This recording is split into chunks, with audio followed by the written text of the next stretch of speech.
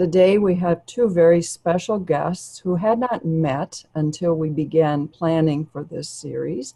We have Dr. Rita Shuford from Hawaii and Susan Hill from St. Cloud, Minnesota, two women who I thoroughly enjoy and love. And as this session unfolds today, you will find that they have a number of things in common. And probably what strikes me first about each of them individually, as I've been privileged to be around them at different times, they love to laugh. They are fun people. And it happens as we began to talk about putting this session together that I discovered that they also shared a love of music. So maybe they will talk about that. And they both have been involved directly in education as school employees. And for Rita, it's many, many years ago. Wait. All right. You don't have to emphasize that. All right. Well, let us say that Rita spent a portion of her career in education, and that, like Susan, she became very interested in becoming a clinical psychologist. And together they will talk today about the experiences that they have had bringing the understanding of the principles into their work in schools. And as we begin, I like to give you just a little bit of an overview historically. The series, as we've been talking about it, actually almost naturally began to tell the story of how educators became interested in the principles. And it went way back to the early days in Salt Spring when Barb Ost, Krista Kamsel, Marika Mayer, and others there who were involved in education were learning personally directly from Sid Banks years and years and years ago. And sometimes that piece is lost when we talk about the principles because we see a great emphasis on the field of mental health, in business, in other applications. But the history in education started in those very early days. And so as Barb and Krista, then Peter Anderson and Gary Johnson presented in the previous sessions, we began to get a glimpse of how the principles have unfolded in educational settings. And it's very clear that Sid Banks was an incredible influence in the very early days. There's no doubt about that. And it primarily brought what I would call a formless approach to encouraging educators to be in their very best state of mind and to love and relate to the children that they would work with and the staff members. It was, in a sense, we might call it a spiritual approach, very much affecting the educator's way of relating to children and creating the school climate.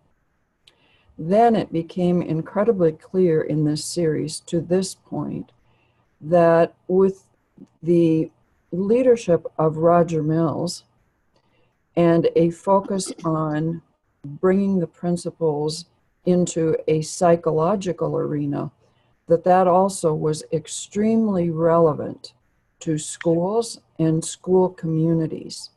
So in a sense, when we bring Rita and Susan together today, we're bringing individuals who represent both of those eras, and they are practicing today with the benefit of all of that history.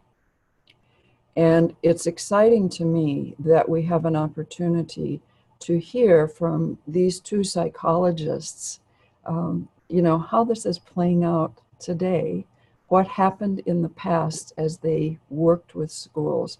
And one thing that is very special, in my experience, I believe that the primary reason that certain projects unfolded in schools to bring the principles, to emphasize the principles, have to do with the fact that in the United States, there were federally and state-funded youth prevention grants.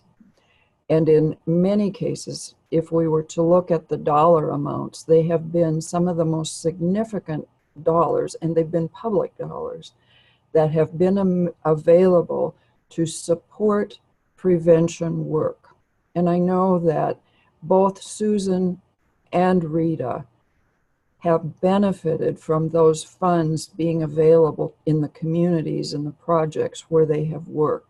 So that is a piece that's new. Gary Johnson's program that we talked about last session was also federally grant-funded youth prevention, drug abuse prevention funding. So with that bit of a historical context, I'd like to ask that Susan and Rita both introduce themselves. And we will begin with Susan. Tell us a little bit about yourself and how you got into the principles, Susan, and whatever we need to know about you.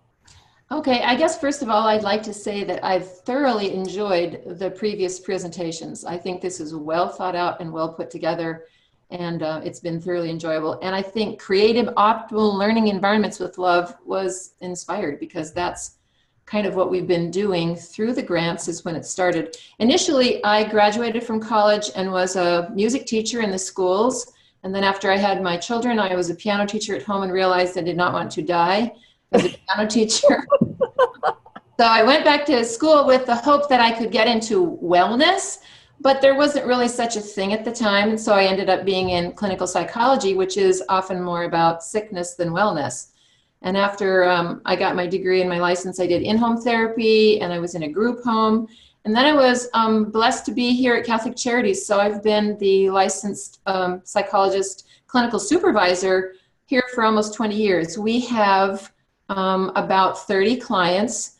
They're at risk, but we call it at promise. I love that title from Kathy. And we have these children here from 6 to 9 months. And it's been wonderful to see the principles unfold as I did a lot of groups under the auspices of those grants. Also had the opportunity to teach in the Stearns County Jail for several years.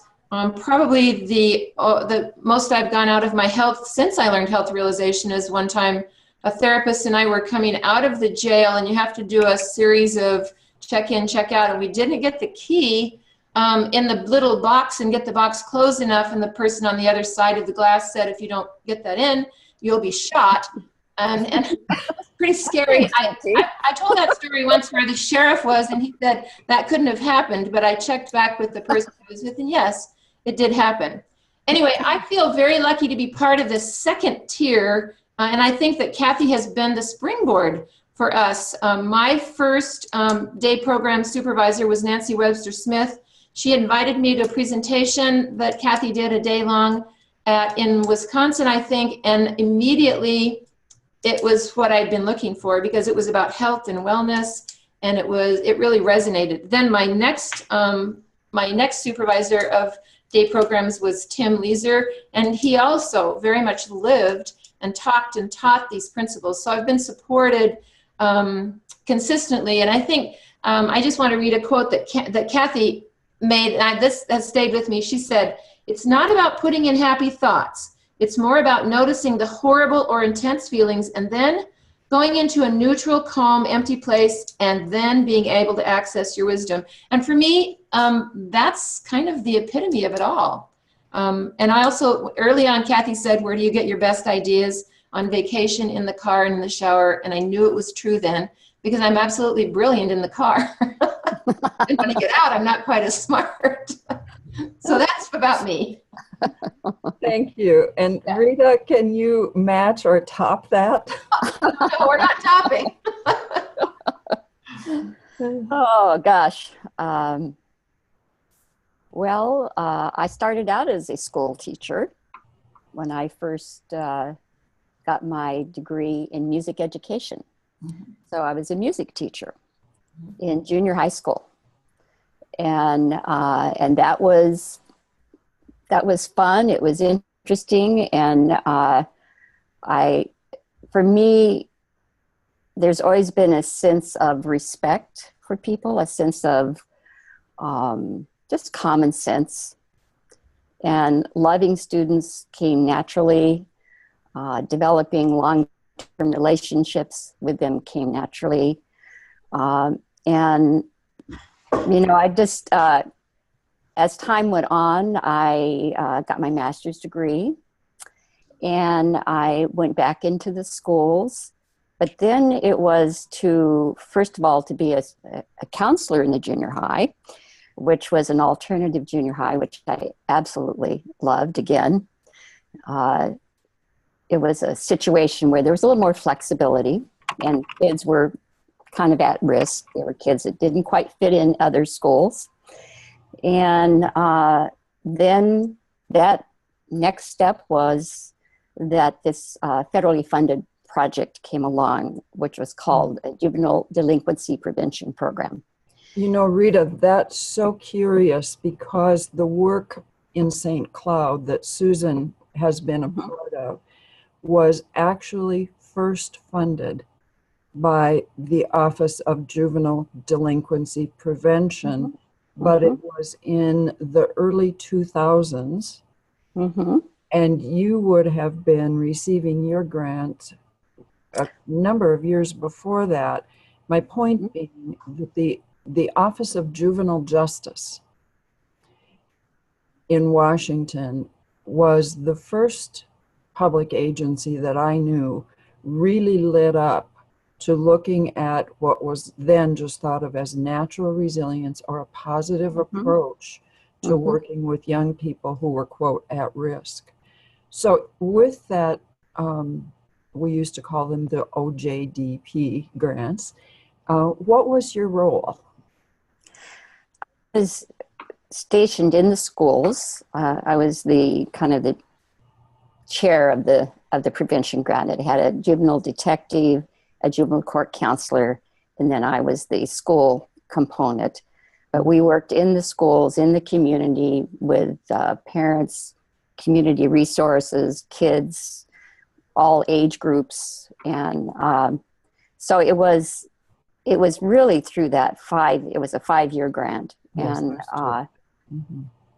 working with them and having the opportunity. I was always interested in human potential, because I could see that in people. I never met somebody, I don't care who they were, that I couldn't see something in their eyes. You could call it their soul, their spirit, whatever it was. And I just was very curious. I had an opportunity to get training in all kinds of approaches. And I was always drawn to those that were more common sense, more human potential oriented. And it was actually through that Roger Mills, Dr. Mills, and I, we worked in the same community. So we worked on a lot of projects together. And and we both had an interest in that. So it was actually, as I was getting ready to take a leave of absence, because I'd finished the grant, trying to decide what I wanted to do with my life. And at that point, I was looking for the missing link. Because after having had this opportunity of really seeing all the pieces of the pie and being trained in all pieces of the pie, how do you help people? How do you get people, to be thriving instead of just surviving, so to speak? And that, Roger and I spoke, and he had just met Sid at that point. And so he told me about tapes he had, and he took off. And long and short of it is I decided last minute to get my doctorate. But my main goal was finding the missing link, because I, at that point, intuitively just knew in my heart of hearts there was something missing. And then if we could see it, it would be the answer to all of, everything would be simplified. And it would be the answer that I was looking for, is how do I pull that? How do I draw out? How do I get that potential that I see in people that shows up, that certainly shows up when you can just be in a place of love with them. Now, Rita, you mentioned some old tapes that you encountered. Can you give us a little more detail about how you came across those tapes and what happened for you with that? Well, again, this was my friendship with Roger, with Dr. Mills. He was teaching some courses. Once he met Sid in the early days, and I see Marika and Krista here, and you know, they were taping little cassette tapes of his talks, right? And so they were being used. Roger was using them at the University of Oregon. They were community psychology classes he was doing at the time. He was a community psychologist. And so he had been using those tapes. And when he was about to leave town to go to Salt Spring Island to have time with Sid and all the people in Salt Spring Island, he and I had lunch, and he was telling me about Sid and what he was learning and that he was leaving and, you know, these tapes. Now, at the time, you know, it's interesting how life works, because at the time I heard it, but it didn't mean anything to me, you know, other than I was happy for him and curious to, you know, find out how things go. So I spent 9 months just sitting, basically, trying to decide if I was going for my doctorate, but really looking for, you know, what's the missing link here? And knowing intuitively that I would know it when I found it. And once I had applied for the doctoral program, okay, got accepted, then 2 weeks later, I remembered those tapes. We're 9 months, I've been sitting there looking for it, right? Life is, you know, the wisdom of life of mind is sometimes, I think Sid caught it, it's kind of a cosmic joke sometimes, right? So I just, I thought, okay, well, let me go to the university bookstore. I don't know if they're still there. It's been 9 months, 10 months since he's been gone. And so I went to the desk, and they had a couple of tapes left. And I said, what are they? And one of them was called The Missing Link.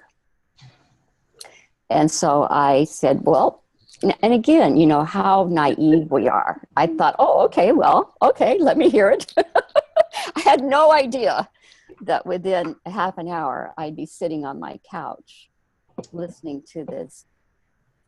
I'm going to get listening to somebody I had never met talk about the missing link and have the penny drop and know that I had found, truly had found what I was looking for.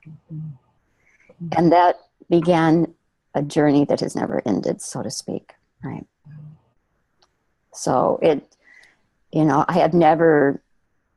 I've always known that what I heard was what was the answer to everything and everyone. And so as time has gone on, I just continue to learn and grow and bring these principles. You know, in a way, you see the things that were working all along, the love and the natural respect and just the enjoyment of life and, you know, basic common sense, right?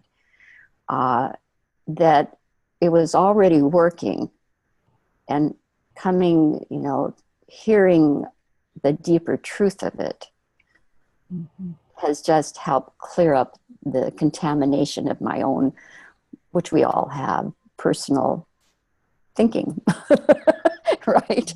And so it's a beautiful, beautiful thing to, you know, for me, and I think, you know, what Sid was always saying that I heard was just be yourself, be ordinary, and live what you're finding for yourself.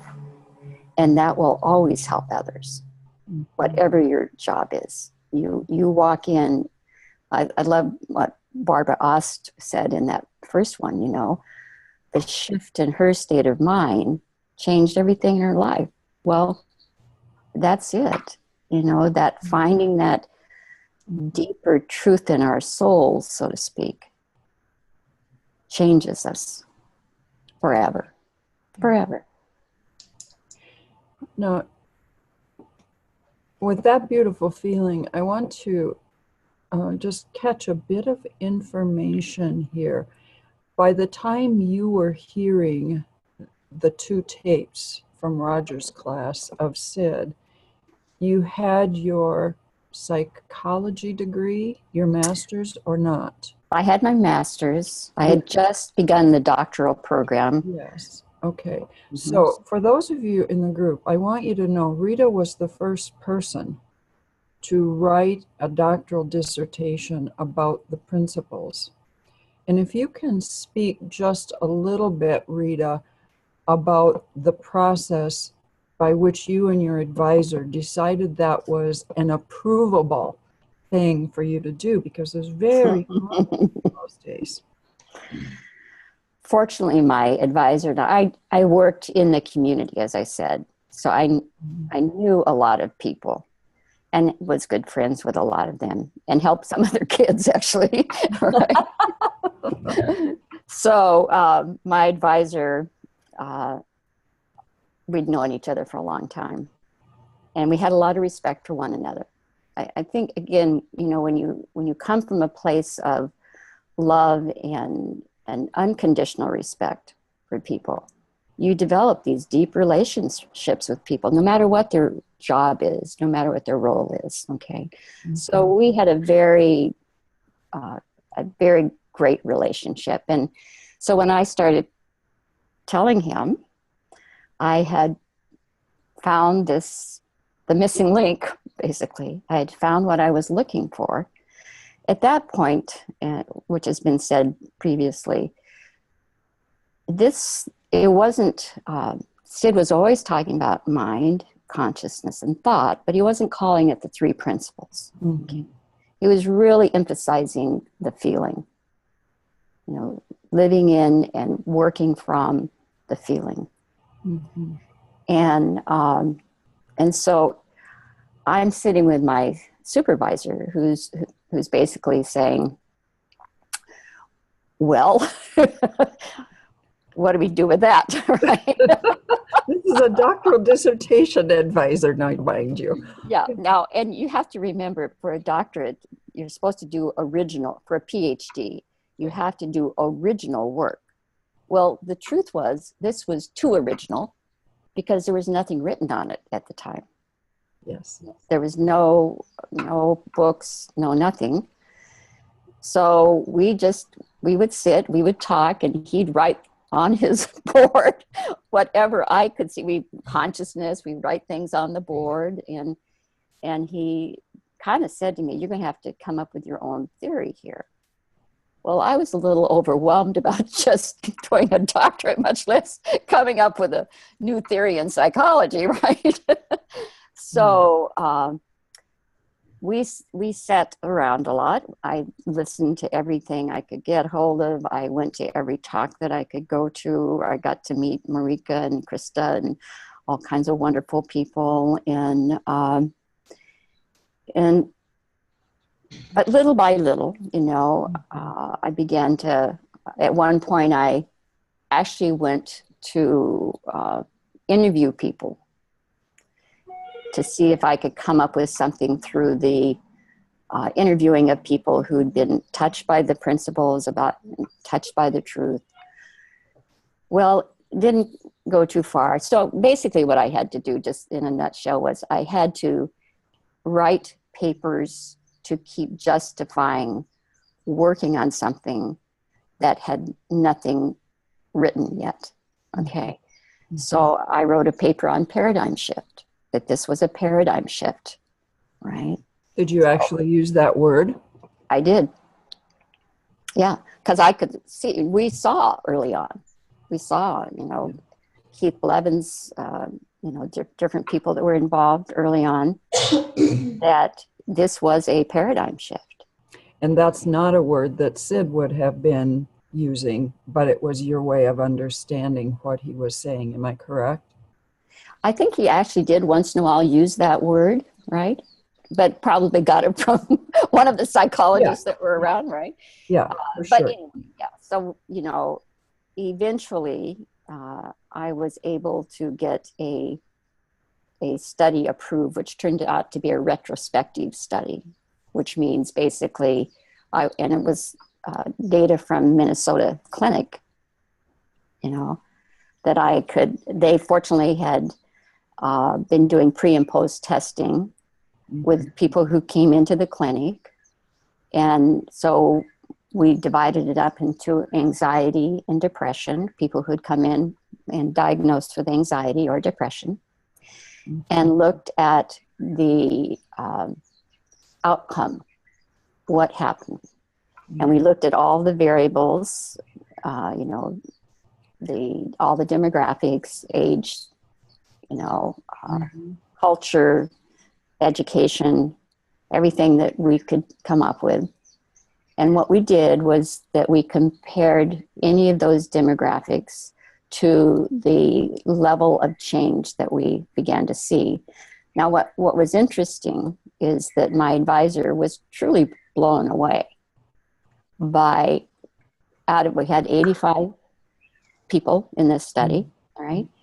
Divided evenly. One person we cut in half. Just kidding. That was difficult. That was a little hard to do, but anyhow, so we had 85 people, and they were divided between anxiety and depression as their diagnosis. And what we discovered, it didn't matter how long they had, how many sessions they had, anything to do with any of the demographics that they came in with, male, female, age, or anything. That I haven't been doing this kind of work for a long time, but it's what do they call that? The amount of change, okay, yes. Mm-hmm. From, positive change. Significant change, yeah. Was significant beyond the 0.000001 level. Which and is that's very high. Very, very high. Yeah. And so, yes, that study, it was retrospective, so that's, That's important because you could follow people years later going back and fitting it together. Just so that people get an idea of the size or magnitude of a personal effort, how many years were you in the process of working on your dissertation? Well, for me, it took a long time, 7 years. Yes, okay. And so when we start realizing that the principals grew up in community, not inside of university, and to be able to have research, which is very challenging today even, you just need to hear a story like Rita's. I mean, you have a music teacher who was moved to become a psychologist, then to put it into a PhD dissertation, and then lots of other things unfolded. Today, we will ask her later on to talk about her experiences as she was going into the school communities. But at this point, I'd like to shift and go to Susan, because in one sense, she comes in at the point that the impact of Roger Mills has already become practical and useful in school communities. So Susan, as you begin to tell us about the nature of your work and all of that, would you comment on what caught your eye about the principles? Why did you decide, I'm going to go further with this rather than going to one session and blowing it off? Well, truly, the idea of innate health and resilience and wisdom really struck home with me. I've been here for a while, and oftentimes people in my family or people like, when are you going to retire? I'm going to retire when it's no longer enjoyable. I love being in the setting that I'm in, because it is a setting where we have learning and we care about our clients who are often from very violent homes with poor nutrition. I was in a restraint with a young man who was 10 the other day. He was throwing the big wooden couches, and they took other people out. And in the process of that, he bit me, I still have the marks on my arm. And yet, because we are who we are, I wasn't really mad at him.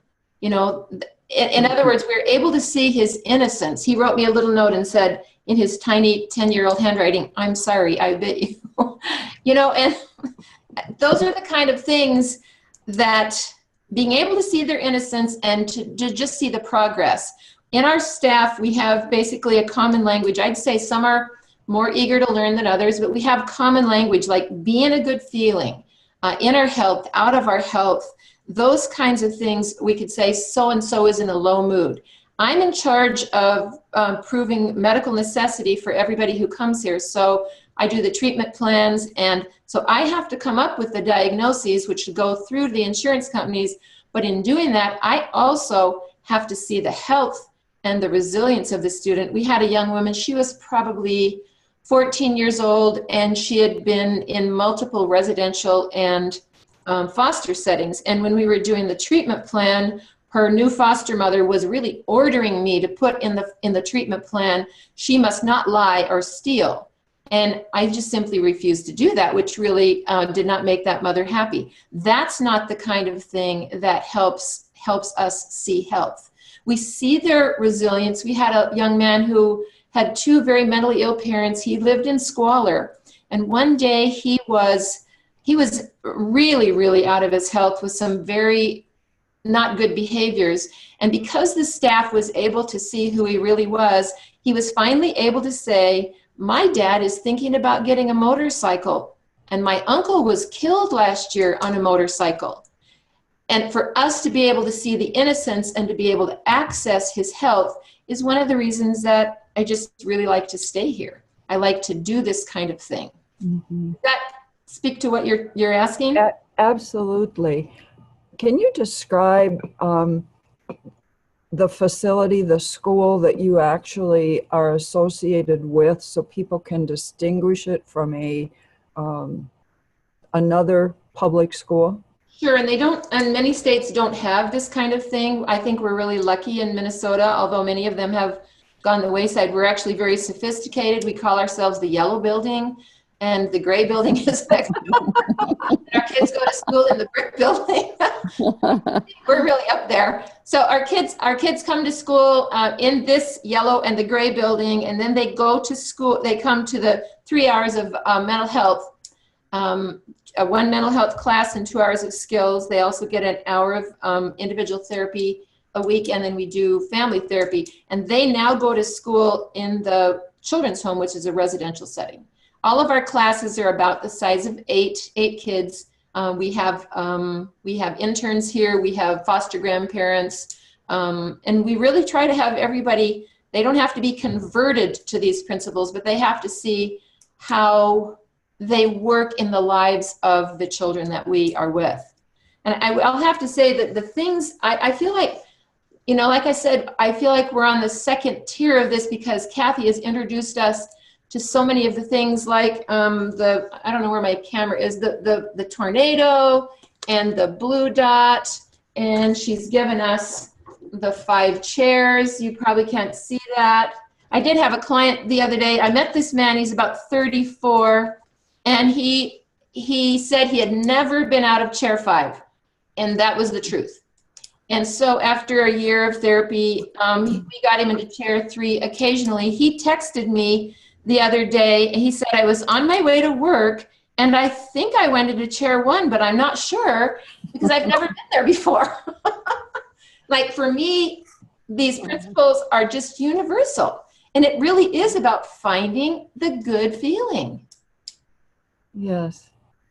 How many years was it since that man that you talked about had been in your office as a student? Well, he was a private client, actually. I see. We do have students that come back, and they're looking for some of us because they remember the good feeling.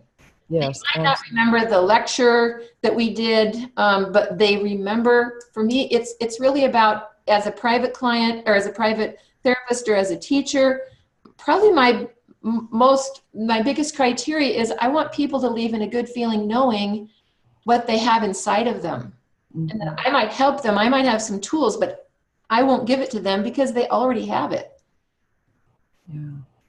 When Rita talks about having been drawn to learning the principles because of that feeling that came to her as she listened to that first tape of Sid's, Mm-hmm. and you talk about working with children who have been referred to your particular alternative school program that has even a residential component. Mm-hmm. These are children that have not, they're not able to stay in the public school setting, the mainstream school. Right. How long would you typically have contact with a student there? Up to a year with our younger students. With some of our older students, less than.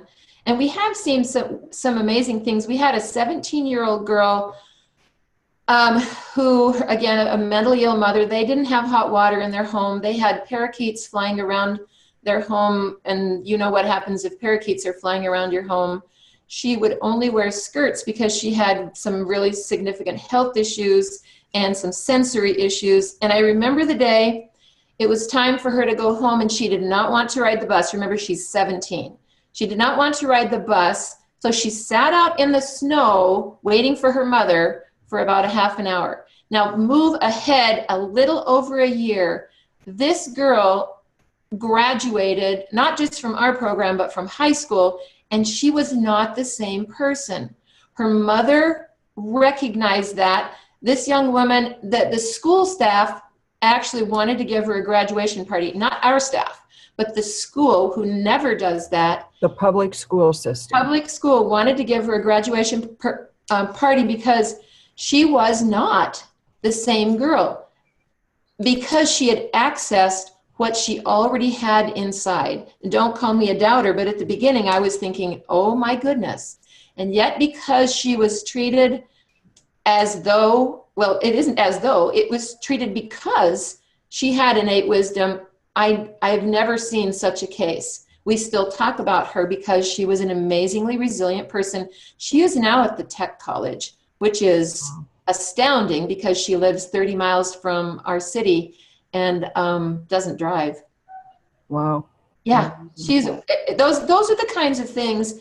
I asked several staff, remind me of some of our cases, and they just, case after case, we're not successful with everyone. There's a time and a place, but we want them to think, you know, when I was there, I had a good feeling. Mm-hmm. And we're trying to teach people, don't believe everything you think. Parents are way more resistant than younger clients about that.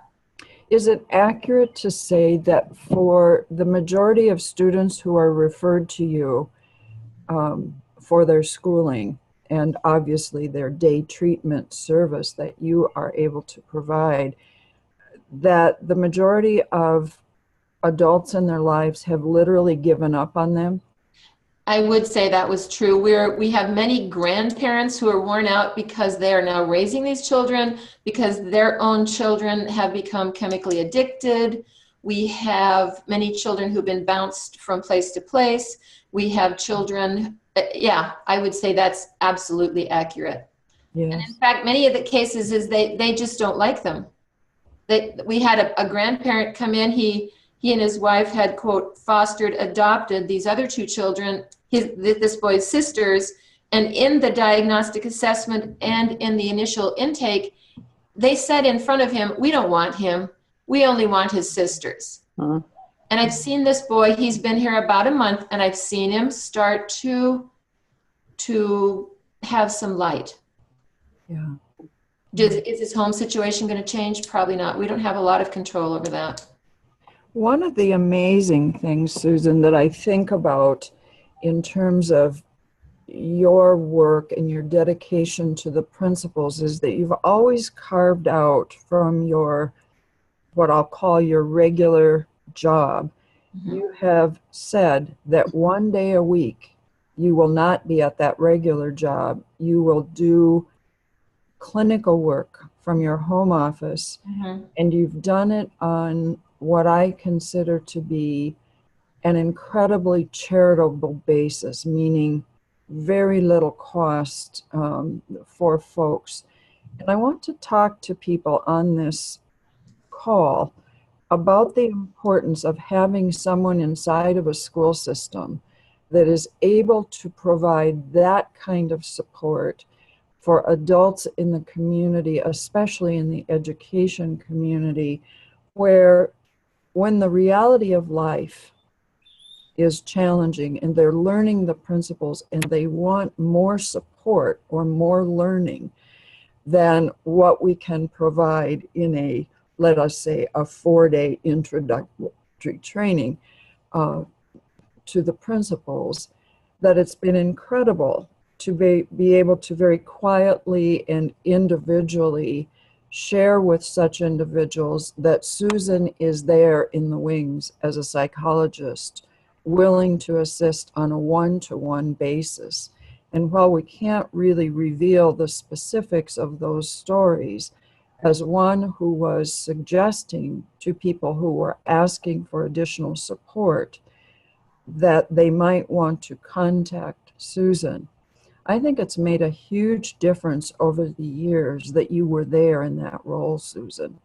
Well, several very pleasant people have come my way. I always feel benefited by working with someone where we have that language in common, and they've already been in helping train at some of those 4-day training sessions with Brady Hughes and Joel Skolinski. We've met some really wonderful people who, again, were hungry, like Rita says, for that missing link. Yeah, yeah. You know, as you're talking, what keeps coming to my mind is when I first came to Hawaii, which was in 95. Mm-hmm. Okay, so I've been here now 20 some years. And I came to be the clinical director at the Hawaii Counseling Education Center, which Christine Heath and Susie Sikora and a couple other gals had started. And my first thing to do was to go out into the schools, and this was out North Shore, so kind of more rural, right? And work with kids in an elementary school that were having anger management problems. Okay. Now, for me, every person I meet is someone to meet. Yeah. Okay. So the first thing, I drive up to the school. It's called Ha'ula, if anyone's been around here. Some of you have. And so the first person I meet is this woman who's outside the school working in the plants, and very local gal, I could tell. I mean, I'm fresh off the block, but I could still tell. And so again, this is just all natural. It's not contrived, right. But now I'm interested in her. Okay. So I want to connect with her. So I go over and I start talking to her, and she's, first of all, just a little, not sure who I am. And we get to talking about the plants and such. And then the next person I meet is the secretary. And it's like making that connection with everybody that I come in contact with, okay, is what I see as bringing love into that school. Now, I've never said it quite that way, but it's just like I'm just meeting people, just one human being to another. And these, like the soul to soul connection is beginning. It's beginning, right? Mm-hmm. There's no hierarchies. We're all we're all human beings, right? And so as I start to work with the kids, all right, then the principal's over here. So now I'm developing a relationship with the principal, okay? And then I'm developing relationships with the teachers so that I can go and just talk common sense. Things like, this is what I'm finding out, that when I'm really calm and I'm talking to these kids, they seem to be able to focus better. They seem to listen better. So I talk about it from the state of mind that I know helps others relax and feel safe and secure, and thus smarter, because all of that intelligence is natural. And what I keep thinking of this, I was meeting with some kids in this group, right? And one of the kids didn't want to come in. And he was very local. And so I just went outside, and we were he wouldn't come up close to me, right? So I was just kind of walking around. We were and he said, "I'm not talking to you, you're a Hallie." Hallie means with no breath here, really. And now, again, what you were saying, Susan, I didn't take that personally, right? So I was I said, well, okay, He says, Hallies can't be trusted, and, you can hear what he's learned coming out of his mouth. Yeah. And so I said, well, all Hallies? I said, yeah, I kind of like it. Redheaded Hallies? All of us, right? Well, eventually we became best friends. And in this group, one of the things, the beauty here in Hawaii, of course, is that the culture is spiritual. It's spiritually based. The mana would be akin to mind, the energy of all things. Okay. Na'au would be the intuition or gut feeling we get. And the aloha, of course, is that deep connection and love of one another. Okay. So one day I'm talking with the kids, and they're talking about gangs, right? They're talking about gangs. I said, in Hawaii, by this time, whenever I'm in the school, they want to be with me. So if I have lunch, they want to be with me, doesn't matter. Okay.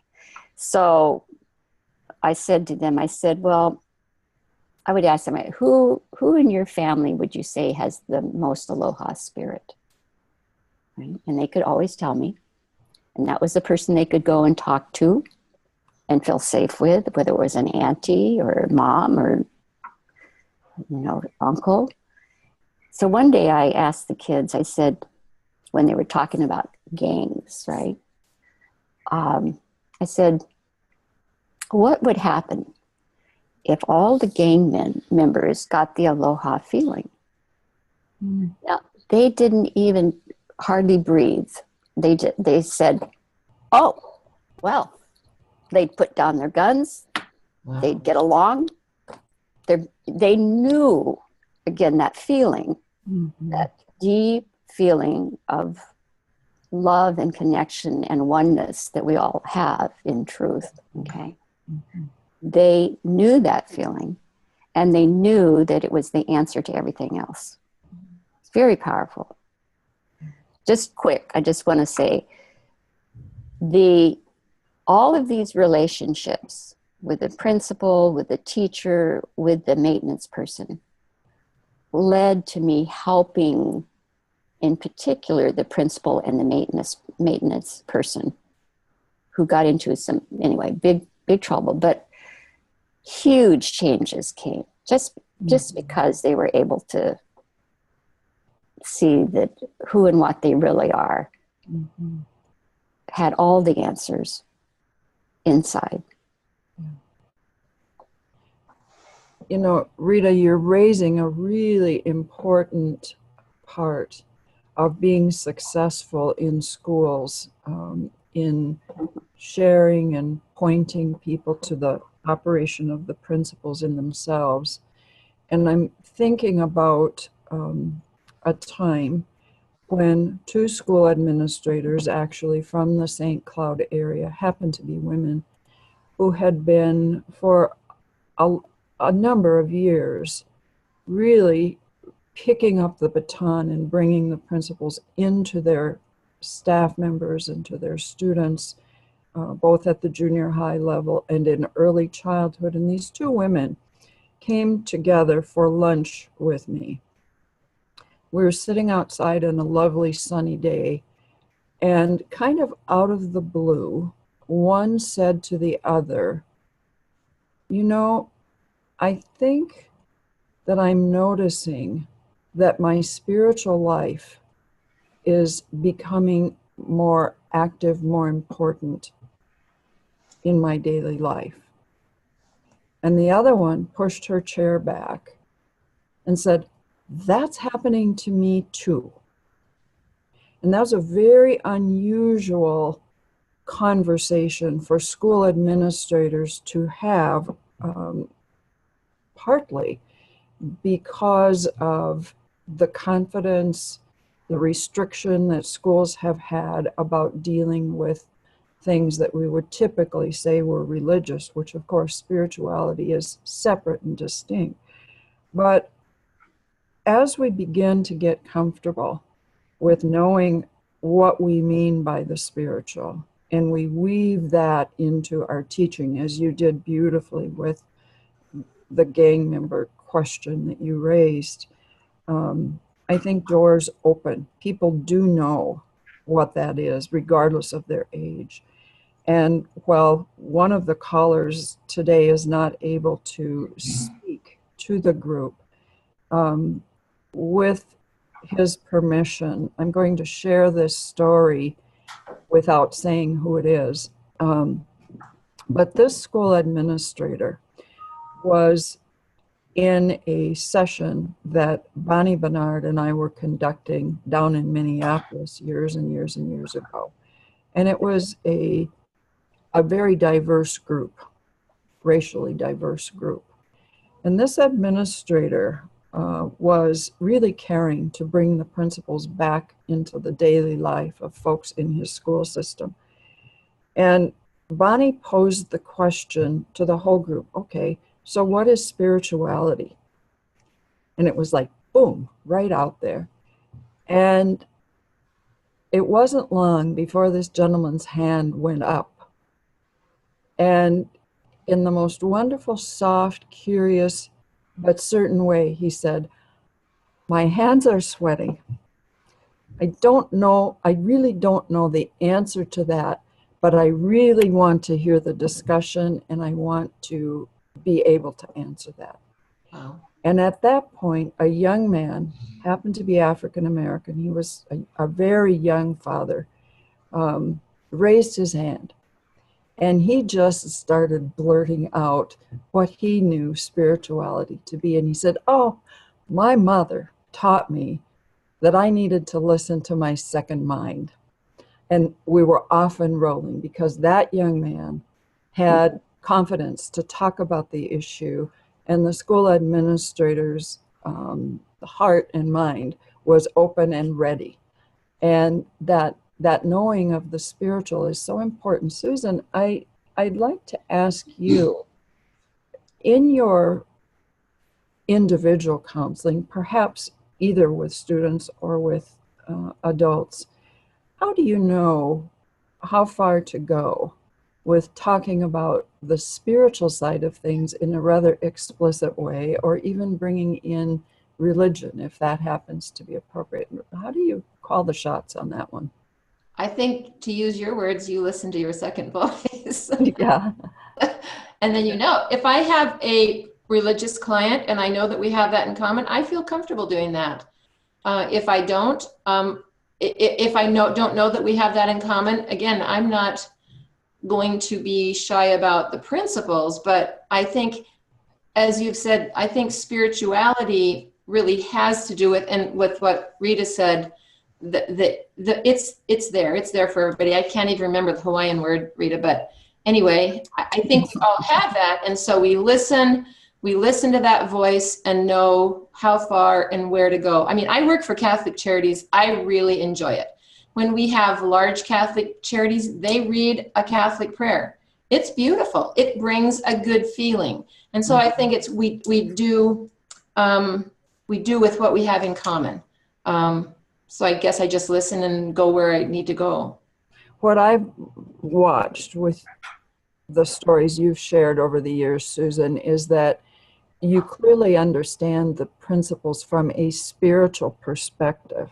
Mm-hmm. Clearly experience and understand and teach. And you've got a wonderful ability to adjust to where the individual in front of you is coming from.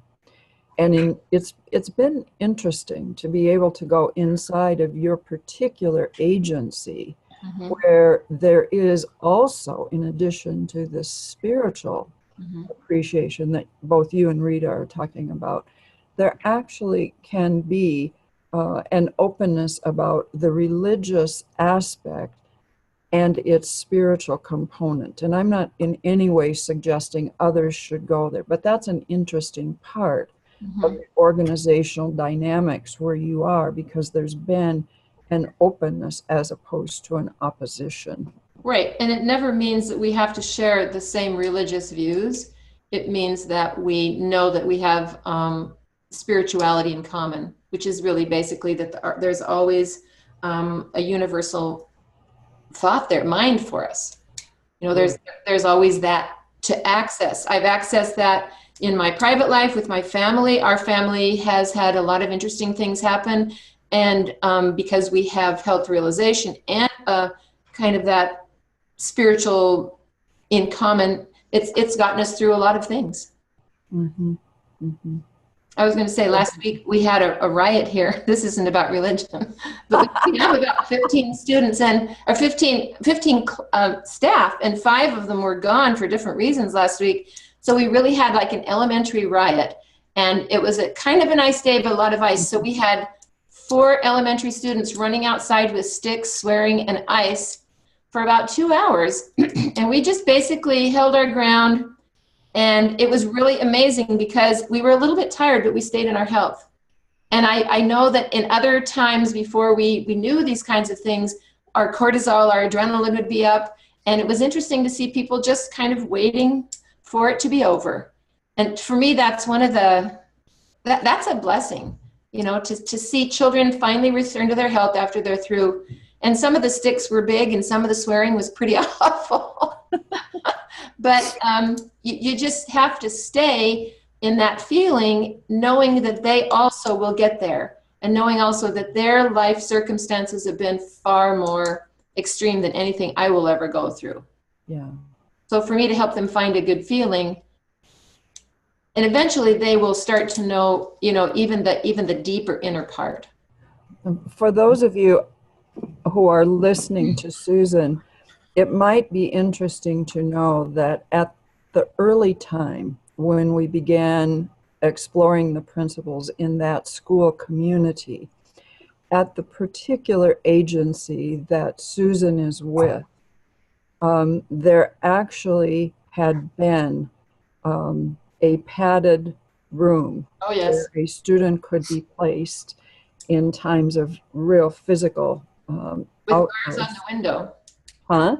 Bars on the window on the door, absolutely. Bars, and I mean, this was inside of the youth facility, actually, where the work of the staff was being done. And at a particular point in time, and this was when Tim Leeser was director of the program, I'll never forget walking into his office, and he pointed to that area, and he said, "I want you to know we're tearing that down, and that's going to become my office." It was too. And then there went on to be a documenting of student behaviors. Mm-hmm. And what happened as the staff began to bring the principles into the environment and sharing, teaching, living from their own health with students. And there got to be a time where they could actually document a very significant drop in what were called the handholds that staff needed to use on students when they were distressed. It just changed in terms of student behavior and just all kinds of things. So it's an exciting story. I'm thinking we're at the point where it's time that we can invite participants to ask your questions along the way. And I'm always able to see all of your faces. So if you happen to be one that I finger, so to speak, we're just anxious to hear from you. And I'm very curious, but I'll give you a moment to collect your thoughts. And then if you choose to raise, you just do that down at the end of your screen. But I'm really curious if I can ask our guest from Australia, and is that you, Vanessa? You are unmuted, and I'd like to ask you to just share your perspective. This is, I believe, the first time you've been in the series, and you're moving forward in all kinds of ways there. What did you notice or want to know more about today? Thanks, Kathy. It's actually my second time here. I was able to join last month. Thank you. I'm really interested to know about the 5 chairs. I think Susan was talking about the 5 chairs, and I don't know what that is, but it sounds really interesting. It's an amazing, you probably can't see it. Let's see. Here we go. It's an amazing graphic that Kathy had made, and if you look, the last chair person is just thinking themselves right out of their health. The first chair is where a person is truly in their health, and that's become one of the things that we really talk about here. Which chair are you in? And a client can usually say, I'm in chair 4, or we'll have a staff say, I'm moving to chair 5 really quick, you need to step in. So we love that. That's great. I'd love to get a copy of one. I think you can. Well, one thing that I think we've discovered is that many educators are very busy, and the students sometimes are just with them for moments, and something has to be communicated quickly and consistently over time. And while a visual is always something that people can argue about, the bottom line is that it is one of the ways that you can keep a system of people connected in a simple way. And you have to really be well grounded in the principles to be able to use that and not communicate something that would be not true about the principles, or inappropriately or incompletely represent it. But we've found, especially at Susan's school, that those kinds of things were helpful for staff and for kids. They're easy to remember. Okay, another person that might like to ask a question? And I'm curious, Joel, I'm zeroing in on you. We've been hearing your progress reports along the way. How are things going? In general, things are going great. I haven't had a lot more interaction with schools other than another one-off speech at a high school. There's a series of charter high schools in the Los Angeles area where they're for low-income or economically disadvantaged kids who show promise in their studies, and they're privately funded schools, and they have a speaker series. Mm-hmm. So I've been using it to go to talk under the umbrella of what a life coach does, but really to talk to them about how their minds work. And so interesting. I've done a few of those. I'm also working with one of the Boys and Girls Clubs here in Santa Monica to try to bring a program based on the Spark Initiative that's out there, but I guess they're still in negotiation about that. So haven't really fully integrated and working in schools itself. That's okay with me. I'm happy to put this understanding anywhere that it seems to be flowing. Sure. But like Vanessa, I'd also like to get a copy of that illustration if it's possible. I will post some information about it on the forum. There are some copyright issues that are beyond us, so we have to be careful about that because it's adapted from another source. I see. But we'll do what we can. Thank you. And anyone else have a comment or a question? And I might come to you, Sue, there in England. Might you have some comments for Rita or Sue? Well, one of the things that I think is so helpful is to have an example of the sorts of behaviours that so many of us have come into contact with, and to have reinforced again what matters in that situation is how you are as the adult or the staff member, and how that grounds the situation so that when the youngster's ready, they can come back to you.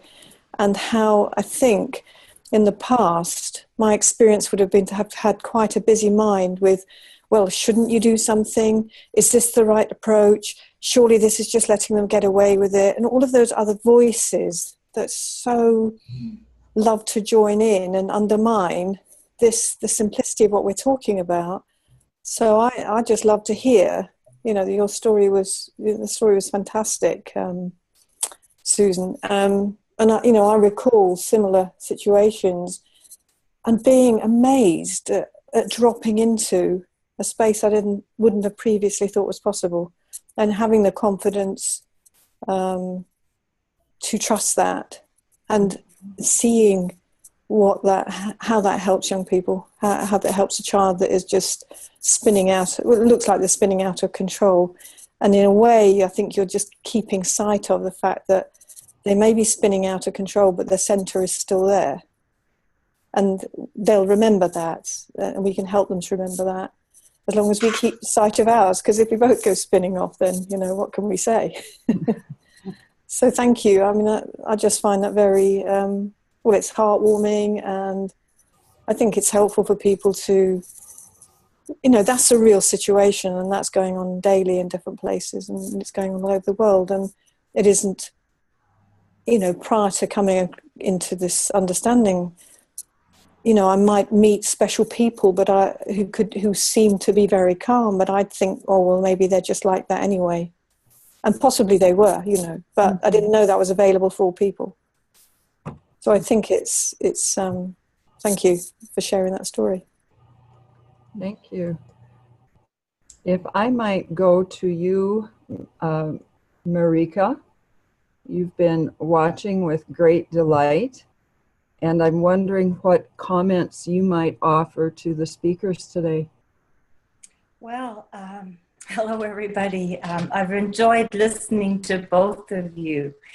And Rita, I wanted to say, I love your little expression of everybody is someone to meet, because I find that too in my work, it's finding that feeling of connection with everybody in the building that you're working with, and drawing them out and helping them be their best, or acknowledging, when they are their best, and even when they're not, finding that place in them that brings them back just by a simple connection. Nothing huge and significant necessarily, but just helping them feel grounded when we feel grounded, and just having that beautiful feeling together. It just lays the groundwork for so much else to happen. So you just reminded me, and I found that inspiring. As you're talking for just a second, what you remind me of is that, in a school or in a setting like Sue's working in, wherever, that kids are always living in the environment of the feeling. Yeah. And so every adult, whoever it is, whether it's the janitor or whether it's the counselor, whether it's the principal, the more people find, in coming in, as any of us here that come in with that total ease and unconditional love and respect and interest. I love meeting people. I really genuinely love meeting people. Okay. So every one of those souls finds a little more peace in themselves brings more peace to that environment. And that it has to help the kids and the parents that come into that environment. So I'm sorry, I had to say that. Oh, I love that. Thank you. Thank you. And Sue, I loved your expression of just waiting in your health when you're not sure, right? You know, you see a situation coming up and just taking that split second, you know, if you're about to react, to just stay in your peace, right? To find direction. And it comes, right? That was a lovely reminder, and I loved your stories around that. So thank you for that. So interesting. I just love to hear what everybody's doing around the globe. It is so interesting to me. And Kathy, the way you are drawing everybody out, I admire your skill and your love for what you do. It really comes across. So thank you, all of you. Thank you. Thank you. I see Gary Johnson nodding his head. And for a Swede from Minnesota, that's a lot of support. So, would you say what's on your heart, Gary, as you're listening to this conversation today? Thank you. Yeah. Well, I've just been loving this, both Susan and Rita. And what struck me was when Susan talked about, it was always just common sense what she was doing, and that was not a stretch to be attracted to the principles because of that. And also what Rita was talking about, that she was just naturally a respectful person and a loving person.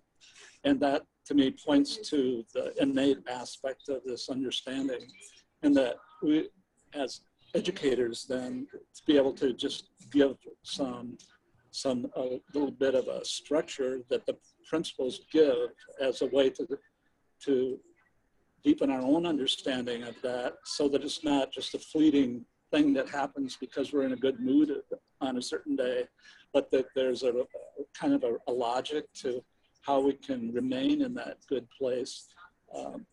I think that's where public education is so powerful, that if we can, that rippling effect that Rita is talking about when an institution or a school has that understanding, and that everybody, including the educators, but the maintenance person and the principal and the bus driver, then that impact just is so powerful and so natural. So that's what I was just really appreciating, the common sense of it all, and the beauty of it and the power of it.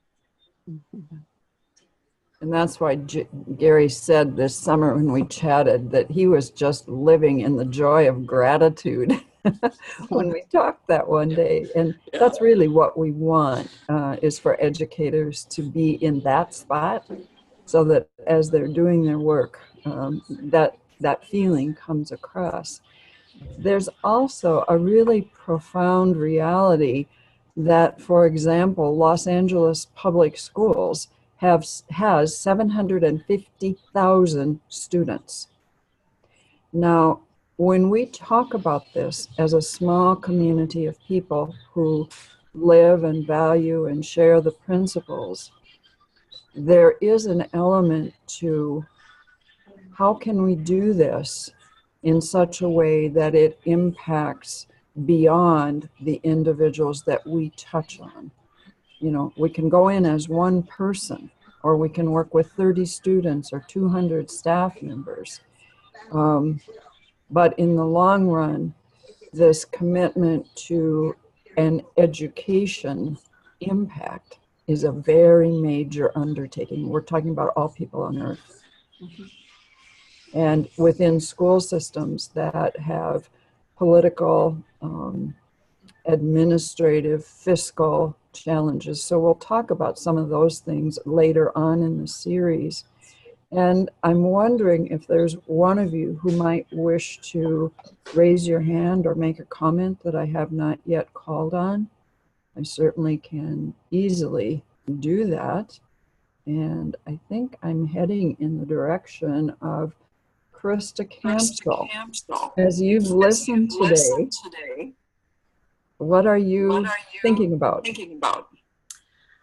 I'm thinking of the deep respect I have for Susan and Rita to deal with those individuals who are really have had, as Susan said, circumstances that we will never have in our lifetime, and to have that knowing that we can make a difference for someone and not giving up on these youth, and to see that those stories of dramatic change are really important for us in the mainstream. I think it makes the look of, some run-of-the-mill acting out feels like, well, that's not really it.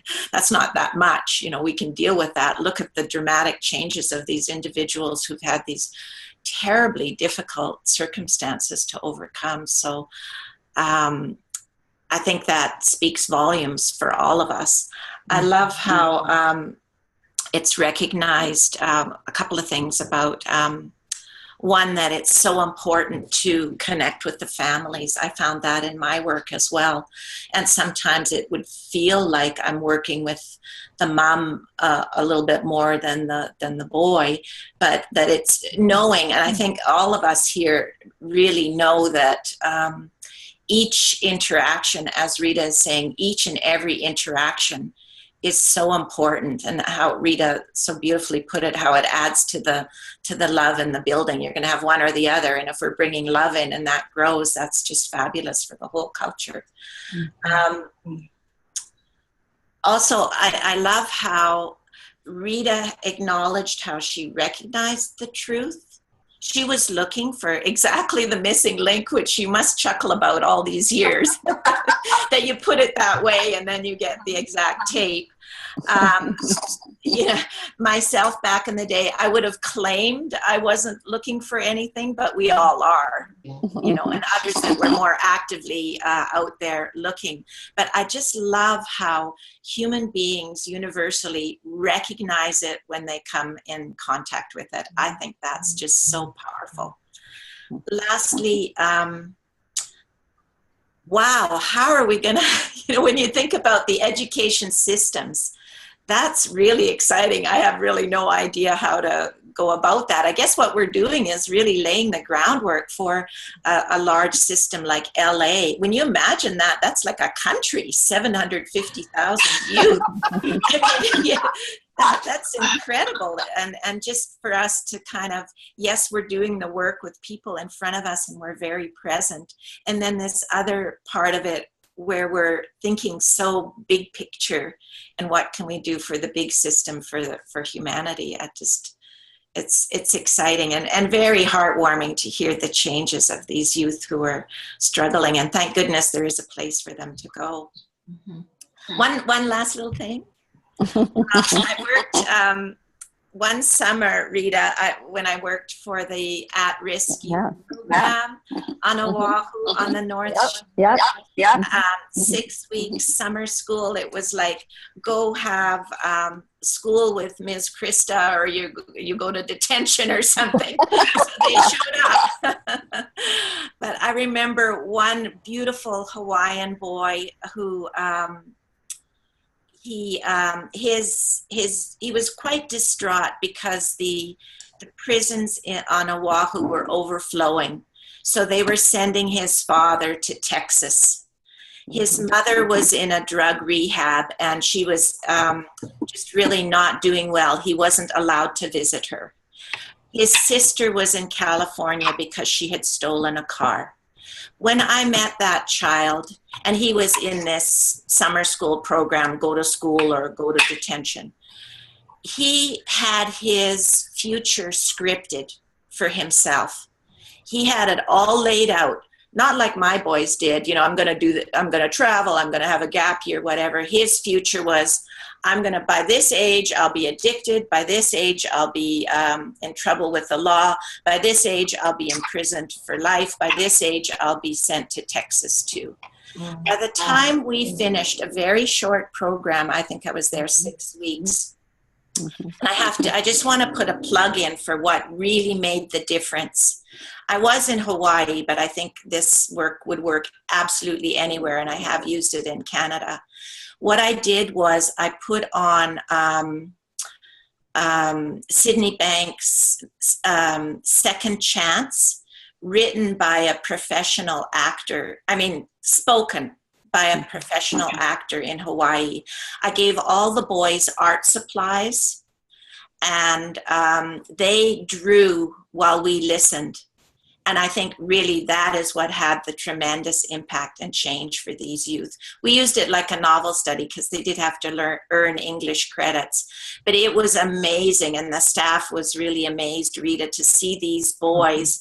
It was like all boys and one girl, but the whole group just settled down and just loving this story of second chance and just opening up the possibility of, well, maybe my future is not going to be prison for life. I actually have hopes and dreams. And hearing at the end, we had a lovely celebration, and the families confirmed that there were deep changes in these youth of not fighting their situation, but willing to, pitch in with the chores and be home on time, all that sort of thing. So, but for you, for Rita and Susan to do the really serious work, it's like, it really speaks volumes to those of us who don't have to deal with quite so severe situations. So thank you. I'm enjoying this. Thank you. Thank you. Krista, if you would point of identify how people will access that recorded version of Sid's The Second Chance, if you can find it, if it's still available. If not, remember, we've always got the option of just straight out reading things to children for a long period of time. Others who might like to make a comment at this point, and I'm wondering, Lori Smith, you're here as a school administrator in Gary's district. What are you hearing today from Rita and Susan that seems important from your role? Are you able to? Yes, I'm here. Thank you. I'll sit up a little straighter. Just like a good administrator. They peeked in the window, so I know I'm needed somewhere in a minute, but I've been selfishly hanging in here. What everybody's been talking about today and what's resonating with me is the importance of being in a good feeling.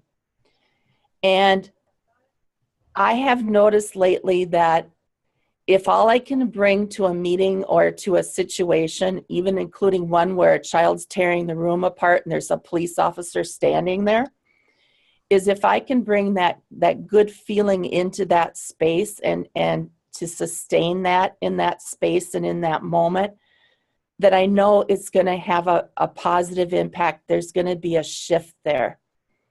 And even if things don't get quote unquote fixed in that moment, by just being there in that good feeling, I open up an opportunity to reconnect with that child or reconnect with that parent at another time. Because I really do think I've made some kind of a spiritual connection with them, even if we haven't had a lot of opportunity to exchange a lot of information or a lot. And sometimes parents aren't always happy to hear the content I have to share with them, which is sometimes about their child's inappropriate, challenging behavior or truancy or grades or those kinds of things.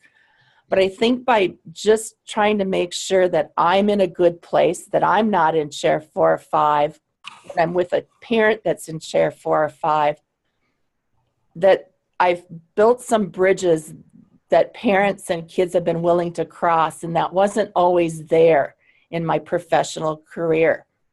Mm-hmm. And so I just want to say I'm grateful for this format for all of us to share. I feel like when I don't get to participate, I've missed something, a really important opportunity. So thank you, Brett, for creating this, and Kathy for hosting this. and everybody for contributing, because it really is a lifeline for me personally.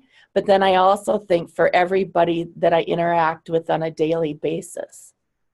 Thank you, Lori. She's a gem of an administrator, let me tell you. Mm-hmm. We are Okay. at the point where I'm going to ask both Rita and Susan to make closing comment. We have about 5 minutes, so if we could begin with you, Susan, what might you like to say to the group briefly?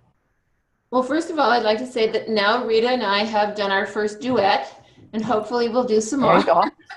Da, da, da, da, da, da. You never know. We could really get a song and dance thing going there. That's right.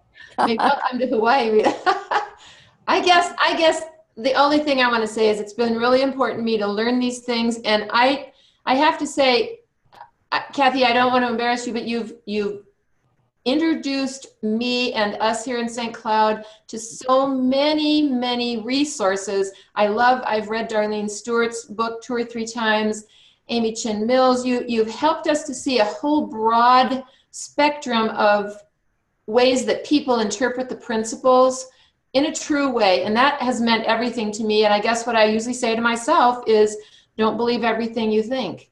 And that's really helped me a lot. But I appreciate your part in bringing us to, like, the 3 principles Charlotte, or some of those. Those are things I would never have found. And so it has broadened how I work with my family, how I interpret my own thoughts, and in every part of my life. So I appreciate your part in bringing, through the grant and just through your own personal energy and belief in the principles, what you've brought to my life and to many lives here in St. Cloud. And that's from all kinds of other people. We know that. Yeah. We're a community bringing Right. it, sharing it. Rita, your closing comments, please.